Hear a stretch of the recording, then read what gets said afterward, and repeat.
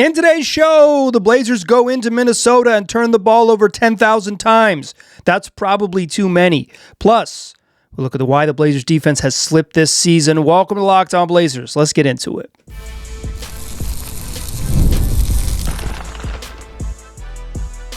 You are Locked On Trailblazers, your daily Portland Trailblazers podcast, part of the Locked On Podcast Network. Your team every day. What's up, world? It's your past first point guard and Trailblazers reporter, Mike Richmond. You're listening to another episode of Locked On Blazers, part of the Locked On Podcast Network, available wherever you get podcasts and also on YouTube. Thanks for making this show your first listen. Coming at you each and every weekday, Monday through Friday, so make it a part of your daily routine. Make it your first listen. Tell your friends to do the same. It's Locked On Blazers, your team every day. In today's show, we're talking about a true walloping in Minneapolis. Blazers go into Minnesota and lose 133-109. We'll talk all about what happened in that game. Spoiler, they just turned the ball over a cajillion times. Plus, I want to talk a little bit about the Blazers defense. I kind of went digging to figure out why they have fallen off from being an elite defensive team to close last season to being in a below average one pretty much the entire season this year. I'll give you the numbers and kind of some thoughts after watching a little bit of comparative clips from the last two seasons. We will get into all of that. So what the Blazers defensive slide. Let's start with the basketball game though. Blazers lose 133-109. Yuck. No Shaedon Sharpe in this game for the Trailblazers, and neither of their two-way guys, both Caleb Love and Sidy Cissoko, are inactive as G League inactive. So you can, if you're a G Leaguer, you can just be on the inactive list without an injury, right? You just say, hey, you're not playing. It's basically just a did not dress. They're preserving him, right? They're pushing Caleb Love's guarantee date back now 3 games. He's been on the inactive list. Sidy Cissoko, this was going to be his final game would be his game number 50 for him was going to be tonight. It might be tomorrow in Utah, and then they can make a decision over the All-Star break. But they're kind of pushing those things back, so they didn't have to make a roster decision heading into them. They don't have to make it right away. You'll notice that like Jabari Walker was on the Wolves bench because he's exhausted, or on the Sixers bench the other night because he's exhausted his 50-game limit. It's just they're trying to delay it a little bit so they can make that decision likely over the All-Star break, or at least not have to make it right away. So the Blazers playing without some of their deep bench guys, but Denny Avdia is back in the lineup. They've got their guys, Jeremy Grant, Tumani, and DC and Drew Holiday. Scoot Henderson's playing. He had a pretty good game. That's about as good as you can say. Down 6 early, right after one, but they trailed by double digits in the first quarter. Scoot Henderson came in the game and earned 5 free throws right away, scored 8 points off the bench in a hurry. He kind of kept them in it. But turnovers, 5 turnovers, and they already they just looked a little bit out of sorts. The Wolves are playing this game with Anthony Edwards, who was apparently sick and was maybe not going to play, but he decides to suit up and he starts hot. He didn't have a monster game, but he hit some threes early and the Blazers just were never really truly threatening in this game. They go into halftime down 10, but they had 11 turnovers in the first half. Wolves led by as many as 16. Blazers kind of just hanging around. It felt tenuous, right? This was not like, oh, well, only 10, right? But it is only 10. Factually, it's only 10. It just felt a little bit worse because they just couldn't score, or they just couldn't hold on to the ball. And so it didn't matter that when they would get stops, it didn't matter. There was just so many live ball turnovers, just a yucky first half, and then it got worse in the third quarter. Wolves led by as many as 21. Blazers actually, come out of halftime, cut the lead to 6, and then the Wolves rip off a 16-2 run to push it to 20. Some truly stupid turnovers. Drew Holiday driving into the lane and passing it to no one on a kick out. Drew Holiday trying to pitch it back to Denny Avdia, who's not quite across half court, and you get an unforced over and back penalty. Scoot Henderson just kind of losing the ball in the backcourt, trying to dribble out in front of him too early, and Jaden McDaniels is there. And it's 8 turnovers in the third quarter. They have 19 through three turnovers. I don't really believe in points off turnovers because I think sometimes you get a shot clock violation and then they go into a timeout and then it's and then you come out of the timeout and that's still a point off of a turnover. It's you could literally substitute after that and still get a point off turnover. That doesn't make any sense to me, but So I'm not going to read you that part of the box score. You can seek that out on your own. But just like the live ball turnovers, when you just give up easy points the other way, you give up freebies, you get, you get picked in the backcourt and give up a bucket, throw the ball to nowhere, give up a bucket, dribble off your foot like Scoot Henderson and give up in the first quarter he did that, dribble off his foot and just like kind of let a run out go the other way. They just struggled. And then still after all of that nonsense in the third quarter, like where they just did not play well at all and look like they're going to get boat race, they're down 12 with 30 seconds to go in the quarter. Then Ayo Dosunmu gets a little bucket in the paint, and it's actually a 14-point lead after three. But with all of these games, like if you're not getting shellacked after three quarters, you basically have a window. And you've heard me say this a bunch if you're an everyday listener. Shout out to my everydayers. It's like you basically have a window in every NBA game from the start of the fourth quarter. It's about the 8-minute mark to decide whether it's going to be a blowout or you're going to be in the game. Because, you score the first 5 points, you're down 9 and you're playing. You're typically going to play without, obviously both teams aren't going to have their stars on the court, most likely. Blazers actually did open with their good players to open the fourth quarter because they were trying to win the game. But, typically starters will rest open the fourth quarter. So if your bench can win the first 4 minutes and get you in the game, you've got a chance. And instead, the Blazers give up a 3-pointer on the first possession of the fourth quarter, turn the ball over immediately, and give up a layup, and they're down 19 in 30 seconds. That 4 minutes, at the 8-minute mark, they're down 23. I guess Jeremy Grant scored right away to cut it to 21, but it's it just went the other way. It wasn't like they cut the 14-point lead. If they outscore the Wolves by 7 over that first 4 minutes, it's a 7-point game and it's on. Instead, it's a 23-point game and it's very distinctly off. Blazers pull their guys just under the 5-minute mark, 4:47. They wave the white flag and we get garbage time. Blazers lose 133-109. That's your fastest recap in the West. The Blazers wrap up their pre-All-Star break schedule in Utah. Utah famously trying to lose as much as they possibly can. Absolutely walloped the Kings. Will the Jazz full-on forfeit tomorrow? Will they actively forfeit? They'll say, we only have 3 players. We have to lose one way or another because they're not going to win 2 games in a row on purpose. Yeah, so I think the good news is that the second night of back-to-back, final game before the break, but against a team that truly, truly wants to lose, a bounce-back opportunity. But this one was just gross. Blazers turned the ball over 25 times. Scooter Henderson, 5 turnovers. Drew Holiday, 6 turnovers. Denny Avdia, 5 turnovers. Yeah, yikes, right? Those 3 gentlemen had more turnovers than 5 and 6 is just a massive amount. Had more turnovers than the entire Timberwolves team.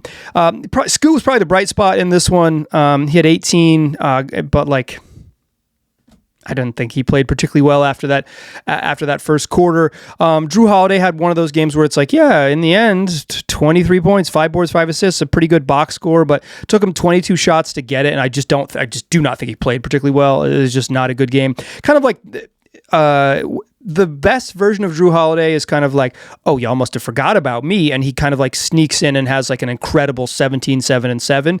The worst Drew Holiday games are okay, I'll just do it. And he just kind of tries to do too much and dribbles and dribbles into nowhere, takes really hard off the dribble 3-pointers and is trying to sort of force the action. He's not a force the action guy, particularly not at 35 years old.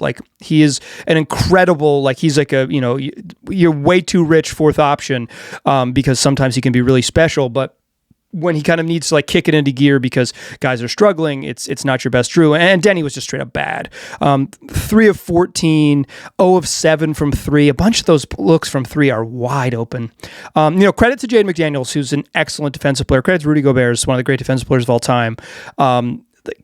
They're tough for him, right? McDaniels is really long and physical and makes Denny's drives more challenging, and Gobert is just as good as we've ever seen in the league at just being at the rim, being at the rim to make it tough. And Denny didn't get to the free throw line as much as he wanted. He was definitely frustrated there, but he just couldn't make shots, couldn't generate a bunch of good looks. Probably some of that is the back still, right? Just health, and some of he's probably just played bad. I thought he looked kind of bad against the Sixers in the first half, and then he had that awesome third quarter where he just looked unstoppable, and it kind of makes you think oh, he's healthy, but that's just probably not how it actually works, right? It's probably That's probably an unfair way to judge it. It's like if he has one good moment, then he's 100% healthy and will never be hurt again. He didn't look like himself. Blaze didn't get enough from Tumani, 9 points. Didn't get enough from Jeremy Grant, 10. Vit Krejci had some kind of padded his stats in garbage time and finished with his Blazer high of 17 points. But he did not. When the game was competitive, you didn't exactly get a very good Vit game. In fact, I thought he took some really questionable shots. It is what it is. This was not a good basketball game. It was going to be a hard one. The Wolves are good, right? They're good. This is a challenging game on the road, all that, but pretty much non-competitive in the second half. Like pretty much non-competitive. They never had a moment after halftime. They cut it to 6, I guess, early in that third quarter. But they never had a moment after halftime, like with the ball and a chance to tie or take the lead, certainly tie. But like they never had a moment where you really felt like, okay, if they score here, like you feel like they're really building towards something and they've kind of like figured it out. Probably because Denny never looked like he was scoring. And that's like some of these games, it's like where you just kind of need one of those weird Jeremy Grant hits 6 threes, get 14 free throw games. Didn't happen, right? They just like, it never felt like they had really gotten over to the other side. And they had no answer for Julius Randle. I want to talk a little bit more about this game, and I want to talk about the Blazers' defensive struggles because that has been a theme all year, and it's something I dug a little bit into. We will get into that in the second segment. Join me there, won't ya?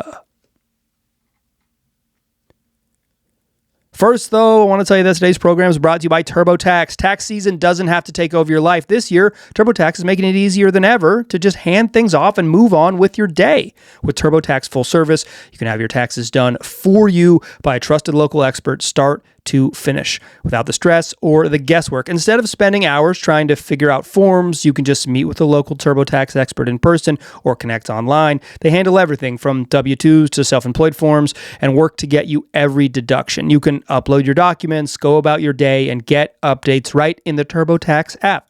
It's a huge time saver and gives real peace of mind knowing an expert is handling it. For a limited time, you can have your taxes done by a local TurboTax expert for just $150 all in.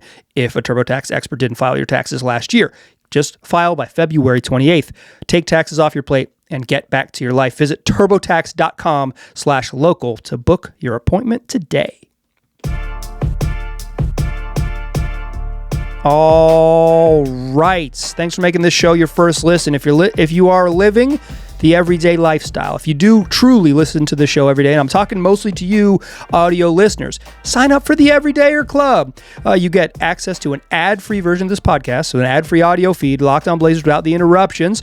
Plus, you get into our members-only Discord where you can chop it up with me and your fellow Blazers fans. $5 a month, $50 a year. Go find that link. It's in the show notes, lockedonblazers.supercast.com. Okay, a little bit more on this game, and then we'll move on because we don't need to dwell on it. They played. I thought they played pretty stupid basketball. Like they made just like some careless mistakes. I thought they struggled just to shoot the ball, but it wasn't like a terrible shooting night. In fact, the third quarter they shot fine. They shot fine in the third quarter. They just had eight turnovers, and then they just the first 5 minutes of the fourth kind of ended the game. But like. A game they just weren't in it. I thought they just really, they had no answer for Julius Randle. A very talented player, albeit he can be frustrating at times, but he had 41, 7 boards. So they put Tumani on Anthony Edwards, which is like a typical matchup. So they needed Jeremy Grant or Denny Avdia to be able to sort of handle Julius Randle because they didn't want to put Donovan Clingan on him because they felt like Randle's just too fast. And he's probably just too quick for DC. I think that maybe should have experimented with a little bit more, but it's like it's not ideal because Randle just is, he's really big and strong, and he's also quick for his size, right? And he's come a long way since the nickname Dubious Handle, but they didn't have a spot for him. They didn't have like an answer for him defensively, and they tried to double team Anthony Edwards a few times and get the ball out of his hands. And I thought Randle was a big beneficiary of that because of his playmaking and his decision making on offense. They didn't have it. It just was not a game that they had. And the Wolves shot pretty well, particularly early in the game, just to to make sure that the Blazers didn't really have a chance. through three quarters, the Wolves were shooting 46% from three. They were 13 of 28. They were knocking them down. And so, like, bad offensive game, bad defensive game, that is the recipe for a blowout. And that kind of leads me where I want to go here. The Blazers, for their troubles, have been a bad defensive team this year. They're 9th in defensive rating, and to me, that has been a very, very big surprise because I thought they were going to be a straight-up good defensive team. Straight up good. To close last season, over the final 41 games, they had the 4th best defensive rating. And I had mentioned a bunch that some of their secret sauce during that 4th best defensive rating stretch over the final 41 games was some Jedi mind tricks defense. Teams didn't shoot very well from three against them. And they probably they benefited a bunch from shooting luck.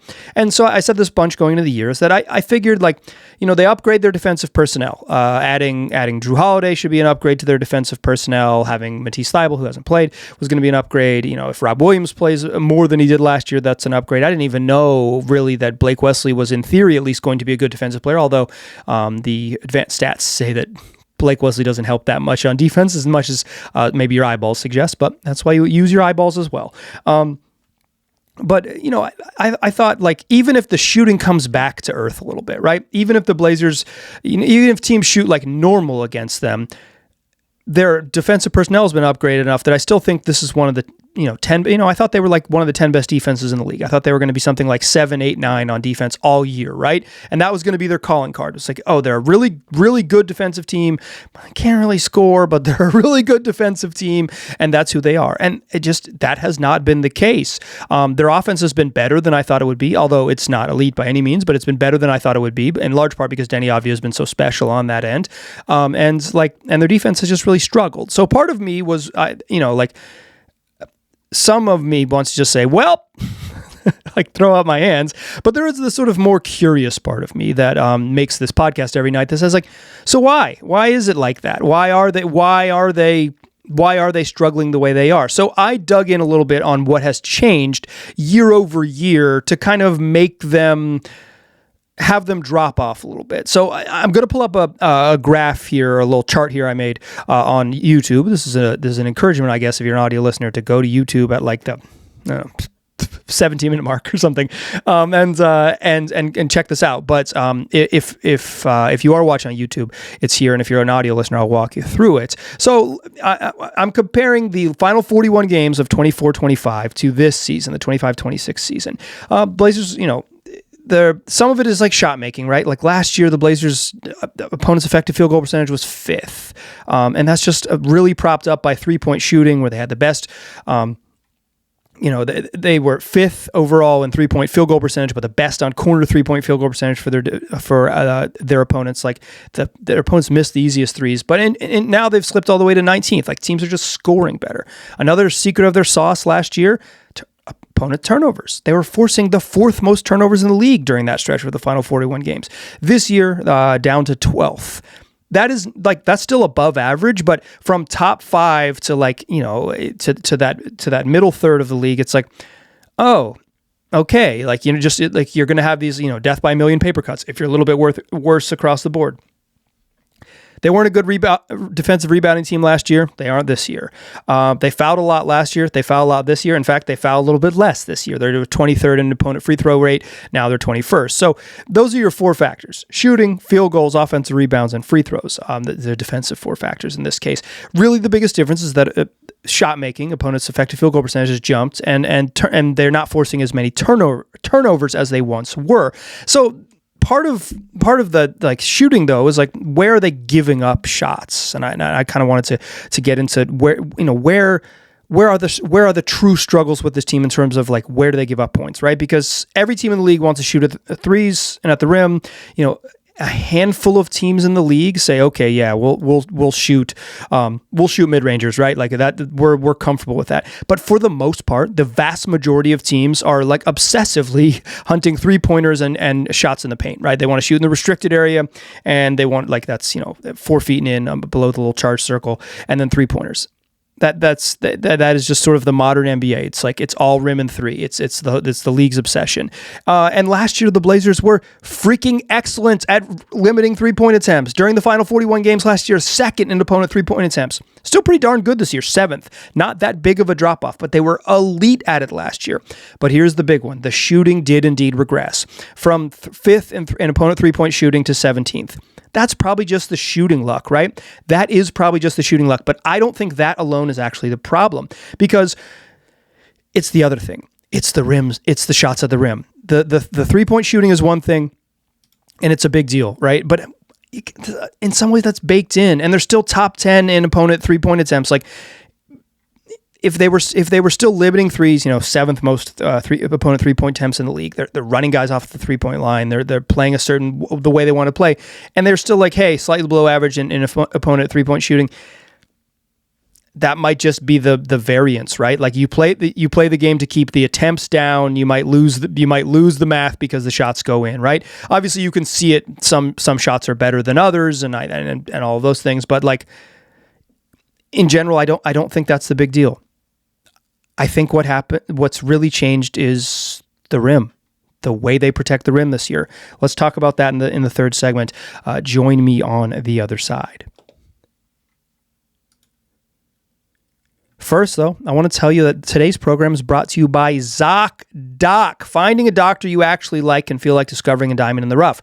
Sure, you want someone who's in network, nearby, and has availability, but you also want a doctor who listens, makes you feel comfortable, and explains things clearly. That kind of doctor exists, and finding them is easy with ZocDoc. ZocDoc is a free app and website that helps you find and book high-quality in-network doctors so you can find someone you love without all the hassle. We're talking about booking in-network appointments with more than 150,000 providers across all 50 states, covering 200 specialties from primary care and dentistry to dermatology and eye care.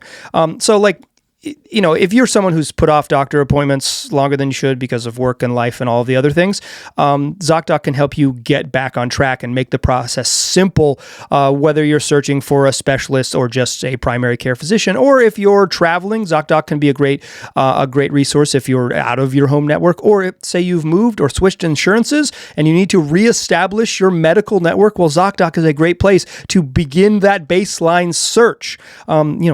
So take care of what you need to take care of and get those doctor's appointments on the books. Go to ZocDoc.com/LockedOnNBA to find and instantly book a doctor you love today. That's ZocDoc.com/LockedOnNBA, ZocDoc.com/LockedOnNBA. Thanks to ZocDoc for sponsoring this message. Today's program is also brought to you by Wayfair. That's right. It's February, and it's the perfect time to reset your routine and refresh your space. You might be spending more time at home. It's rainy here in Portland in February, so you might want to say, I want this place to look and feel how I want it to look and feel. I want to love being here. That's why you can turn to Wayfair, a one-stop shop for getting your home the way you want it to be, from bedding and mattresses to storage and solutions for every room. And Wayfair makes it easy to refresh your space. It's all in one place. So if you've got a living room that needs a new couch, or you've got a home office that needs organizing, or say you've got a child's playroom that needs the perfect little table so they can do some cool art, Wayfair's got a huge selection and makes it easy to find what works for your style and your budget. You can find things that match whatever that style is, but you can also find those things without spending a fortune within your budget. Shopping is easy, delivery is smooth, and everything arrives exactly as expected. Get organized, refreshed, and back on track this year for way less. Head to wayfair.com right now to shop all things home. That's WAYFAIR.com. Wayfair, every style, every home. Still a pass first point guard. I'm still Mike Richmond. You're still listening to Locked On Blazers. So I mentioned that I'm curious about the sort of Blazers defense, and I really think it starts at the rim. I really think that is where the problem is. And last year they gave up because they kind of sold out at the 3-point line.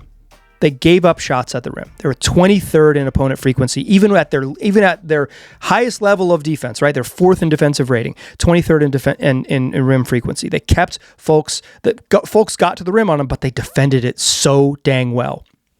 4th in opponent rim field goal percentage. They collapsed. They challenged shots in the paint. It was hard to score in them at the rim.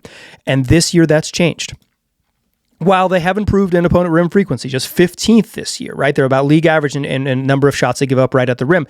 But opponents are making shots. 19th. They're now below average defending the rim. Below average. That's the real key here, is that they used to be really hard to, they had some shooting luck, but they were really, really hard to score on at the rim. And this year they're not. They're a below average team defending the rim. Cleaning the Glass, where all these numbers come from, also has something called location effective field goal percentage. And that is the assumption that if all your opponents shot league average from the places that you give up shots, what would your defensive rating be? Well, the Blazers last year were 15th, right? Improved, some shooting luck. This year they're 11th, but it's not shooting luck. It's freaking layups. It's layups. It's not 3-point shooting, right? It has a lot more variance than a layup, right? They're not defending threes as well. And some of that is just coming in transition. Last year they were elite as a half-court defense. First half-court defense in terms of points per play. That's a play as opposed to a possession. A possession could have multiple shots, and play is any shot, turnover or free throw. And a possession is like, you can shoot it multiple times and get a couple rebounds. That's your points per possession. So per play, they're the best half-court defense in the NBA last year in the final 41 games. That's what made them special. They were elite at it.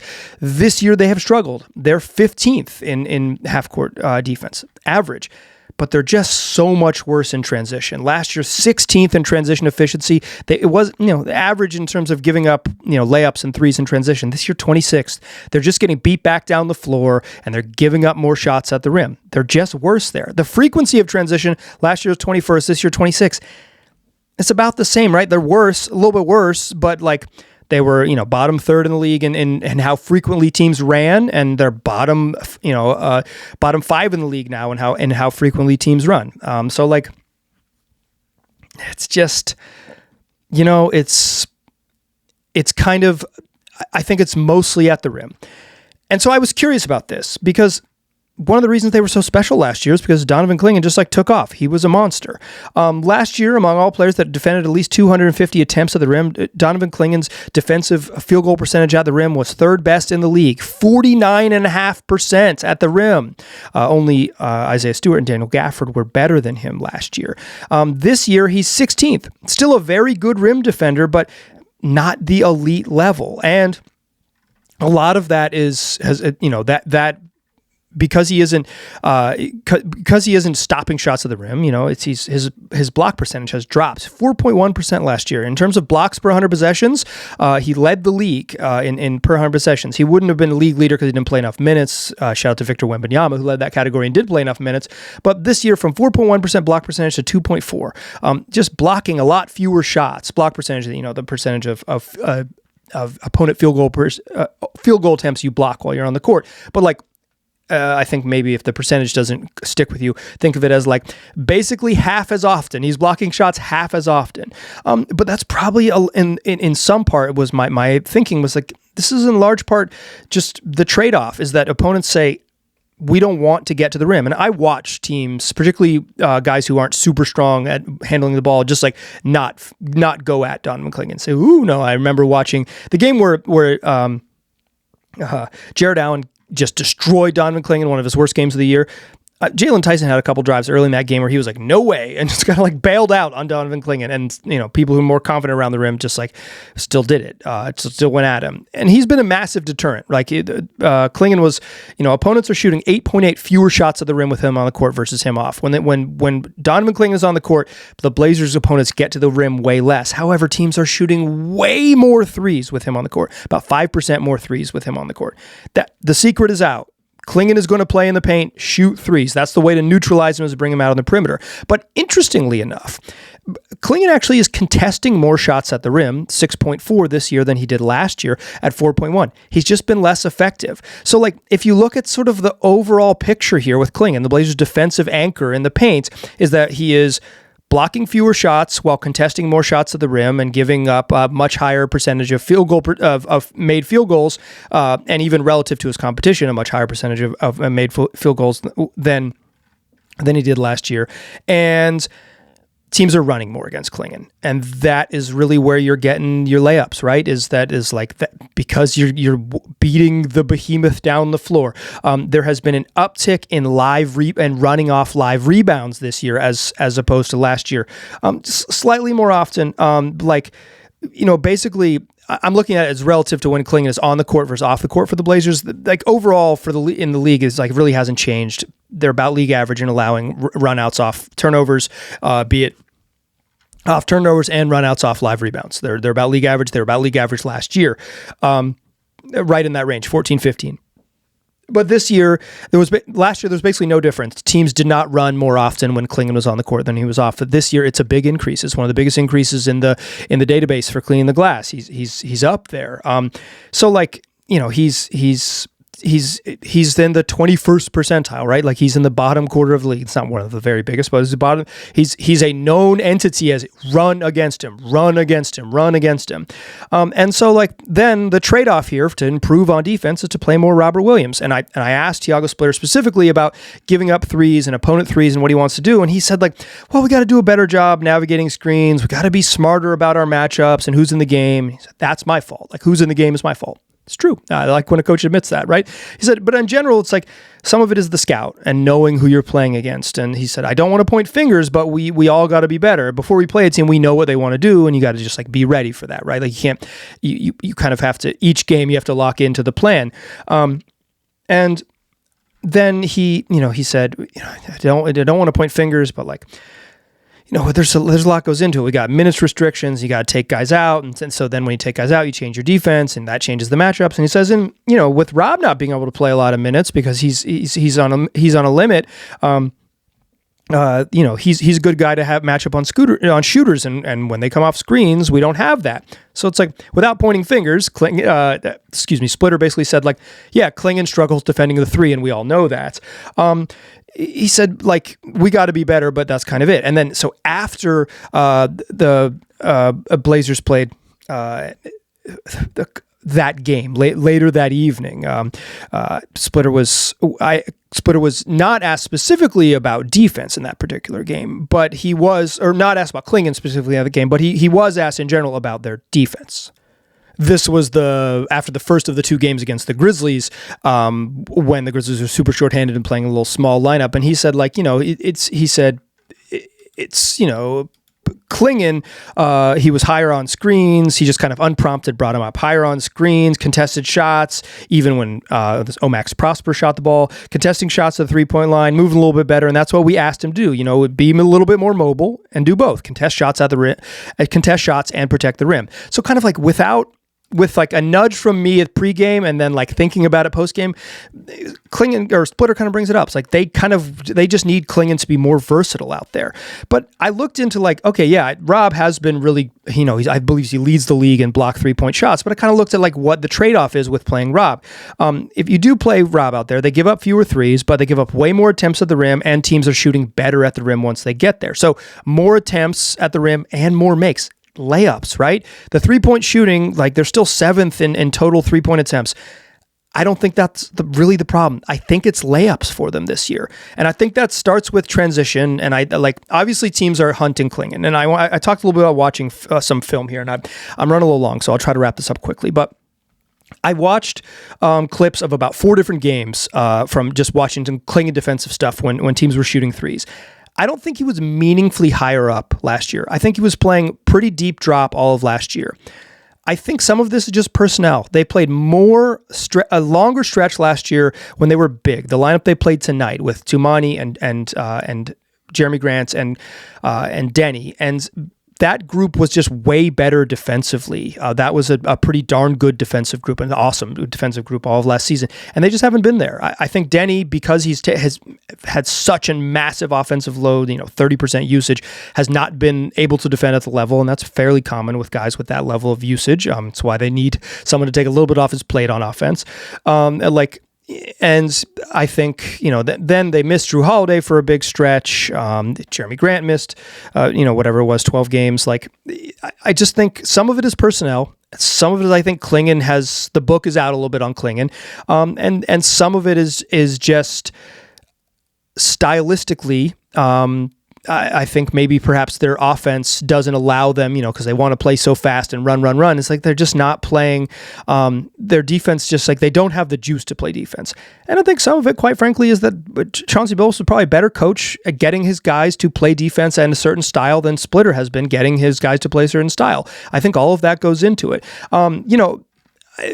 Maybe they'll click for him at some time, but they've pretty much been a bad defensive team all year in a way that I just did not expect. And digging into it more, to me, it feels like the biggest problem is the cup, is the rim, is 3-point shooting stands out more because sometimes teams just burn you down from three and it feels really tough. But I maintain that I think the biggest problem is just they're just not as good at defending layups, and layups are still the most valuable shots in the league. Some of that is transition, some of that is in the half court, but if I'm watching this team and worried about them defending, I'm worried about them keeping guys from converting at the rim. I think that has been the biggest thing that has changed, and it'll be the biggest thing that I watch to close out the rest of the year. This was kind of a show that was a bit of a downer. So how about this? Come back tomorrow. The Blazers are going to beat the snot out of the Jazz. The Jazz are going to lose this game. So you've never seen a team lose a game as hard as the Jazz are about to lose it. And the Blazers will go into the All-Star break riding a red-hot one-game winning streak. We'll talk about that and look ahead to All-Star weekend where the Blazers have a whole bunch of dudes participating every single night. Knock on wood, I guess, assuming that Denny Avdia does participate some on Sunday. That's going to do it for today's show. Tell your friends about the podcast. Tell them they can get it wherever they get podcasts and also on YouTube. I appreciate you listening. I will talk to you soon.